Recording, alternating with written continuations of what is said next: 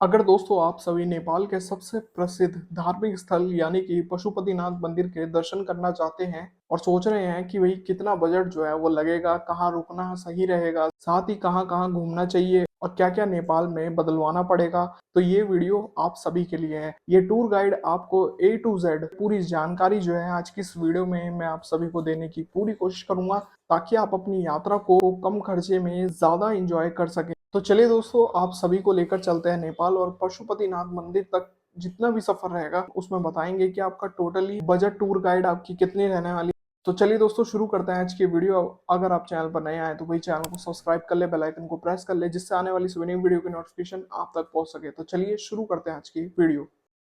अब दोस्तों सबसे बड़ा सवाल वो ये कि नेपाल जाने में क्या-क्या तैयारी जो है आप सभी को करनी होगी, वो बातें आप सभी को बता दी जाए। नेपाल यात्रा करने के लिए भारतीय नागरिकों को वीजा की जरूरत तो बेशक नहीं होती, लेकिन कुछ जरूरी खास चीजें साथ रखना बहुत ज्यादा जरूरी है। जैसे कि पहचान पत्र, आधार कार्ड, वोटर आईडी या फिर अपने संग एक पासपोर्ट जो है वो जरूर लेकर चलें। फिर यहाँ आप सभी को नेपाल में जाने के लिए आप सभी को सबसे ज्यादा जरूरी है नेपाल में करेंसी बदलवाने का तरीका। और वो किस तरीके से, चलिए बता देते हैं। नेपाल में इंडियन 500 रुपीज और 2000 के नोट प्रतिबंधित है, यानी कि नेपाल में ये नोट बंद है। लेकिन आप वहां पर 100 रुपए के नोट ले जा सकते हैं या नेपाल में जाकर नेपाली रुपयों में बदलवा सकते हैं। साथ ही 1 नेपाली रुपीस का जो पूरा एनपीआर जो है वो एक तरीके से 0.62 के आसपास जो है भारतीय करेंसी में बदल जाते हैं। तो आप इस हिसाब से देख सकते हैं कि भारतीय करेंसी से लेकर नेपाली करेंसी में जाकर कितना कन्वर्ट हो जाता है। लेकिन आप अपने पैसे जो हैं वो कहाँ बदलवा सकते हैं, ये बातें आप सभी को बता दिया जाए। पैसा बदलवाने के लिए बॉर्डर या फिर काठमांडू के एक्सचेंज ऑफिस में जाकर आप करेंसी जो है वो बदलवा सकते हैं। अब आ जाते हैं भाई सिम कार्ड की इंफॉर्मेशन पर। जब आप भाई इंडिया से नेपाल में सफ़र करेंगे तो क्या सिम कार्ड बंद हो जाते हैं या कोई अलग अलग परेशानी होती है? ऐसा कुछ नहीं है, सिर्फ ये कहने वाली बात है। कहा यह जाता है कि नेपाल में भारतीय सिम काम करती है, जी हाँ दोस्तों, लेकिन बताया ये जाता है कि रोमिंग चार्जेस ज़्यादा लगते हैं, इसलिए नेपाल में लोकल सिम यानी कि एनसेल या फिर एनटीसी खरीदें। अब चलिए दोस्तों ये बातें तो आप सभी को पता चल गई कि भाई क्या क्या परेशानियां, किस तरीके से आपको डॉक्यूमेंट्री जो है वो रखनी ज़रूरी है, किस तरह से आप सभी जो है करेंसी बदलवा सकते हैं। सिम कार्ड की जितनी डिटेल्स थी वो पता चल गई है। अब आप सभी दोस्तों भारत से नेपाल के लिए काठमांडू कैसे पहुंचे, सबसे सस्ता तरीका क्या रहेगा, वो बातें आप सभी को बता दी जाए। अब दोस्तों नेपाल जाने के लिए आप सभी के पास दो तरीके हैं, एक तो बाय फ्लाइट और एक बाय रोड जो है आप जा सकते हैं। और वो किस तरीके से, वो बातें आप सभी को बता दी जाए कि आप बाय फ्लाइट कैसे जा सकते हैं।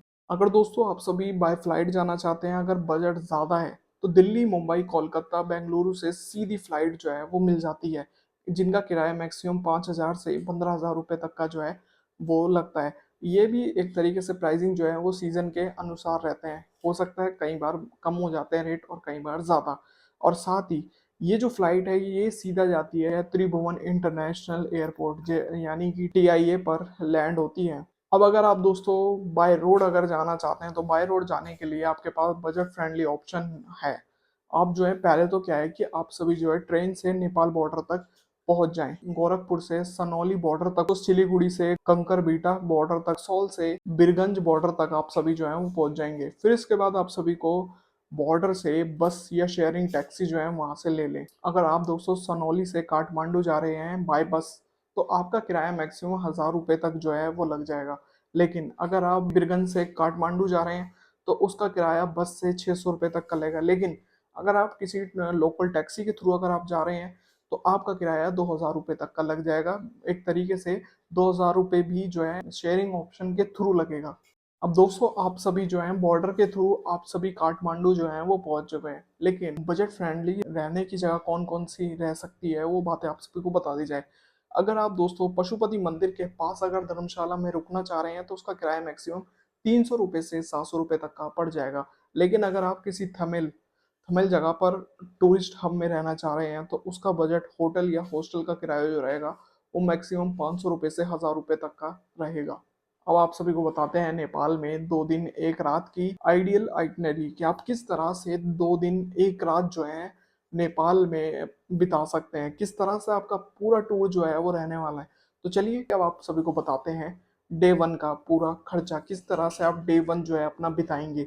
यानी कि पशुपतिनाथ और काठमांडू दर्शन। तो सुबह-सुबह 6 बजे सबसे पहले आप सभी जो है पशुपतिनाथ मंदिर के दर्शन के लिए निकल जाएँ। जिसकी अगर आप सोच रहे हैं कि एंट्री फीस भी लगेगी मंदिर में, तो ऐसा नहीं है।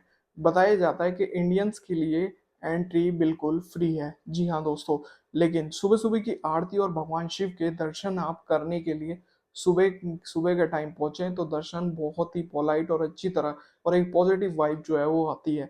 तो सुबह दर्शन जो है वो करने के लिए निकल जाएँ।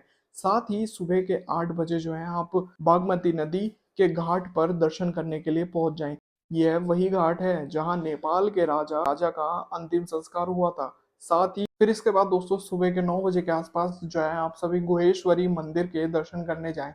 गुहेश्वरी मंदिर ये वही मंदिर है जो कि नेपाल में 51 माता सती के शक्तिपीठ के रूप में विराजमान है। जी हाँ दोस्तों, ये वही 51 शक्तिपीठों से बना एक शक्तिपीठ जो कि भारत से अलग नेपाल की भूमि में स्थित है। फिर आप सभी जो है ब्रेकफ़ास्ट जो है अपना कर सकते हैं, जो कि तमिल में लोकल नेपाली थाली जो है आप ले सकते हैं, जो कि लोकल फूड दाल-भात, मोमोज़, थुक्पा थुक्पा जो कि ₹100 से ₹250 में आप सभी को पड़ जाएगा। तो कुछ इस तरह से आपका ब्रेकफ़ास्ट होने के बाद आप सभी दोपहर के 12 बजे के आस-पास जो है वहाँ निकल जाएँ बोधनाथ स्तूप, जो कि 6 किलोमीटर दूर है। यह नेपाल का सबसे बड़ा बौद्ध स्तूप है। यहाँ तिब्बत संस्कृति देखने को मिलेगी। साथ ही शाम के 4 बजे जो है आप सभी निकल जाएँ स्वयंभूनाथ, जो कि मंकी टेम्पल के नाम से मशहूर है। यह काठमांडू की पहाड़ी पर स्थित है, सबसे पुराना बौद्ध मंदिर। यहाँ से पूरे काठमांडू का व्यू देखा जा सकता है। फिर दोस्तों रात के 7 बजे तमिल मार्केट में आप चाहें तो आप वॉक कर सकते हैं। यह टूरिस्ट के लिए सबसे फेमस मार्केट है, यहाँ पर कर सकते हैं। साथ ही बजट फ्रेंडली डिनर जो है आप कर सकते हैं, जो कि 200 से ₹500 में आपका पड़ जाएगा। साथ ही दोस्तों फिर आपका शुरू होता है डे 2। डे 2 में सुबह आप 7 बजे के आसपास जो है निकल जाएँ दरबार स्क्वायर दरबार स्क्वायर विज़िट आप जो है कर लें। यहाँ नेपाल की ऐतिहासिक धरोहर है। अब दोस्तों आप सभी की हो जाती है यहाँ पर पूरे 2 दिन 1 रात की पूरी ट्रिप। अब यहाँ एक सबसे बड़ा सवाल ये है कि अब इन 2 दिन में आपका कुल खर्चा कितना आया होगा?